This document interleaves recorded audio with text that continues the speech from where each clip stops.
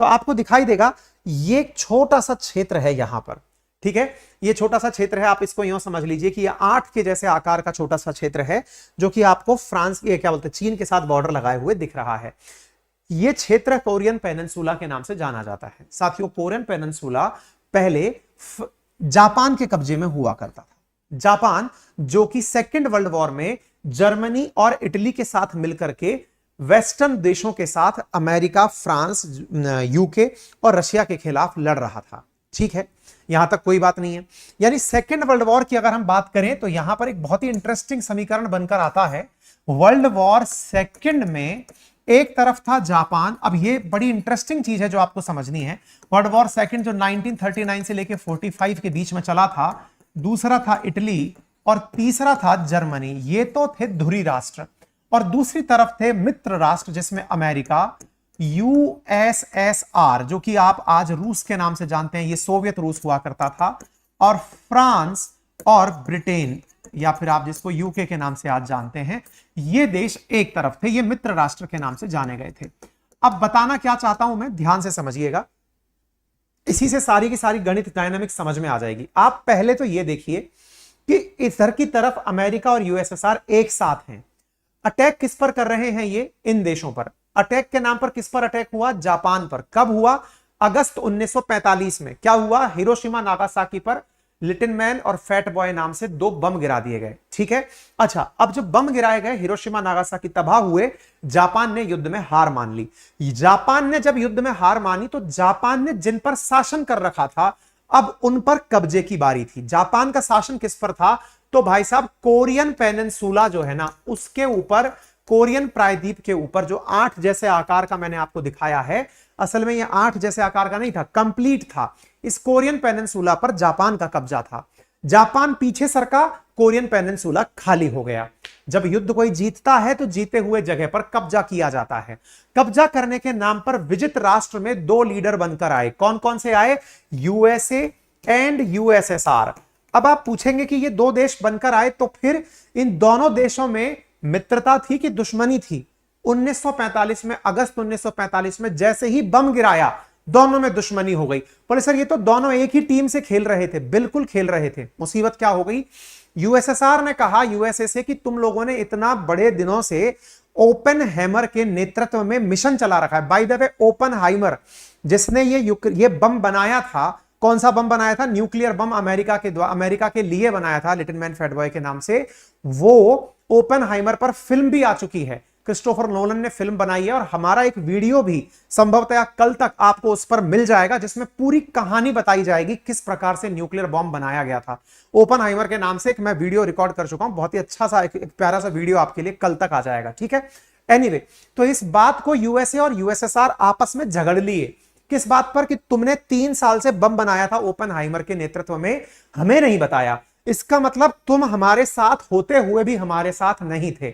इसके पीछे की बड़ी वजह यह थी कि तुम विचारधारा के नाम पर हमसे नफरत करते हो, और विचारधारा के नाम पर हमसे नफरत करते हो। इसका मतलब क्या हुआ? इसका मतलब यह हुआ कि तुम पूंजीवादी हो, कैपिटलिस्ट आदमी हो, और हम साम्यवादी हैं यानी कम्युनिस्ट हैं, इसलिए तुम्हें हमसे नफरत है। और दोनों के बीच में फिर जुबानी जंग शुरू हो गई, और इस जुबानी जंग को कहा जाता है शीत युद्ध। क्या कहा जाता है? शीत युद्ध कहा जाता है, यानी कोल्ड वॉर कहा जाता है। ये जो कोल्ड वॉर शुरू हुआ ना दोस्तों, बस इसी कोल्ड वॉर के कारण से अब लड़ाइयां आगे अलग रुख लेने लगी। कोल्ड वॉर के माध्यम से अब ये जो जीता हुआ क्षेत्र था, कौन सा? कोरियन पेनिनसुला, जिसको कि अभी तक मित्र राष्ट्रों ने अपने कब्जे में ले लिया था, ऐसे जर्मनी को भी अपने कब्जे में ले लिया था, ऐसे मतलब जो हिस्से थे वो जापान पर भी इनडायरेक्टली अपना कब्जा कर लिया था। ऐसे ही कोरियन पेनिनसुला पर दोनों देश पहुंच गए। कौन कौन? यूएसए और यूएसएसआर। बोलने लगे ये मेरा, वो बोलने लगे ये मेरा। दोनों के बीच में लड़ाइयां होने लगी। दोनों के बीच में जो मतभेद होने लगा, इसमें जो रूस की तरफ यानी उत्तर की तरफ वाला जो हिस्सा था ना कोरियन पेनिनसुला का, उसे तो रूस ने कहा, सोवियत रूस ने कहा कि ये तो मेरा, और जो दक्षिण की तरफ वाला हिस्सा था ना, इसको अमेरिका ने कहा ये मेरा। इस प्रकार से कोरियन पेनिनसुला इन दोनों के बीच में बट गया। हालांकि एक प्रकार से कब्जा नहीं किया था, यह नहीं कहा था कि अब हमारा हुआ, विचारधारा के नाम पर ये हमें मानेगा और ये हमें मानेगा, इस प्रकार की बातें चलने लगी। ये मान मनोबल के अंदर दोनों देशों के बीच में युद्ध शुरू हो गया, कौन बड़ा, यानी कोरिया के अंदर, जो कोरिया पहले एक कंप्लीट पेनिनसुला हुआ करता था, अब ऊपर की तरफ से यूएसएसआर उसमें अपनी हवा भर रहा है और नीचे की तरफ से यूएसए उसमें अपनी हवा भर रहा है। दोनों तरफ से कोरियन पेनिनसुला के लोगों को बरगलाया जा रहा है। इस वजह से दोनों देश जो पहले एक हुआ करते थे आपस में झगड़ लिए। वर्ष 1950 में जाकर के दोनों देशों के बीच में युद्ध शुरू हुआ, जो कि 1953 तक चला। आप जानकर आश्चर्य करेंगे कि यूएसए और यूएसएसआर आज तक आमने सामने लड़ाई नहीं लड़े। दोनों देश आज तक आमने सामने लड़ाई नहीं लड़े, तो एक दूसरे के कंधे पर बंदूक रखकर लड़ाई लड़ी गई हैं। और बंदूक रखकर जो लड़ाई लड़ी गई हैं, आप उसमें देख सकते हैं 3 साल तक कोरियन वार चला, जिसके अंदर 30 लाख लोगों की जान गई। कितने लाख लोगों की? 30 लाख लोगों की जान गई।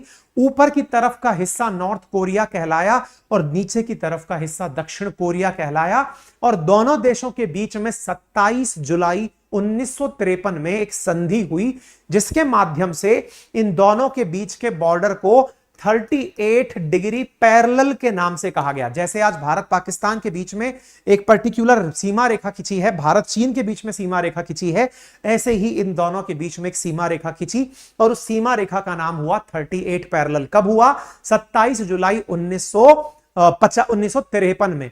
उसी घटना को याद करते हुए नॉर्थ कोरिया ने अपना विजय दिवस मनाया है। कल 70वीं सालगिरह मनाई है कि नॉर्थ कोरिया जीता था। ये कह करके, जीत किसी की नहीं हुई थी, सब बराबर रहे बीच में। और तब से 70 साल से नॉर्थ कोरिया और साउथ कोरिया एक दूसरे के आज भी दुश्मन है, लेकिन दोनों की दुश्मनी में दो देश आज भी बटे हुए हैं। फिर क्या हुआ? 1950 के बाद हुए इस युद्ध में 1990 तक यूएसएसआर का काफी प्रभाव रहा, लेकिन यूएसएसआर खुद साम्यवाद को बचा नहीं पाया। 1991 में जाकर यूएसएसआर 15 देशों में टूट गया, जिनमें से एक देश रूस बना। यूएसएसआर का जो नाम था वो रूस ने अपने सर पर रख लिया, बोले अब हम चलाएंगे। वो जो यूएसएसआर के नाम पर जो रशिया बनकर आया, वो यूएसएसआर की नीतियों को आगे बढ़ाने के लिए बना था, लेकिन उस रूस ने भी यहां पर अपना प्रभाव कम नहीं किया। इस बीच में चीन ने इसका साथ देना शुरू कर दिया। किसका? नॉर्थ कोरिया का। और एक प्रकार से चीन ने नॉर्थ कोरिया को अपना एक शैतान बच्चा बनाकर साइड में, एक माउथ पीस बनाकर साइड में बिठा दिया।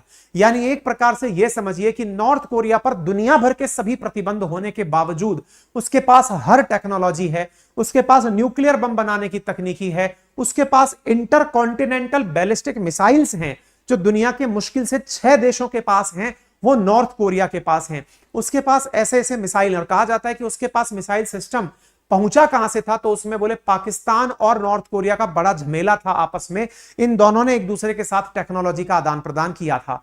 कहते हैं कि पाकिस्तान ने उसको न्यूक्लियर बॉम्ब की टेक्नोलॉजी दी और उसने बैलिस्टिक मिसाइल की टेक्नोलॉजी दी। यानी ये सब लोग जितने भी थे, ये आपस में एक दूसरे के साथ इस प्रकार का व्यापार कर रहे थे। अब आप सोच सकते हैं कि चीन ने नॉर्थ कोरिया को एक ऐसा जगह बना लिया, एक ऐसा पपेट स्पेस बना लिया, जिसके माध्यम से वो अमेरिका को धमकाना शुरू किया। आज भी रूस के द्वारा और चीन के द्वारा नॉर्थ कोरिया के माध्यम से साउथ कोरिया और जापान, जो कि अमेरिका की पैट्रोनेज में पनप रहे हैं, उनको धमकाया जाता रहता है। यह कहानी है और इस कहानी को अब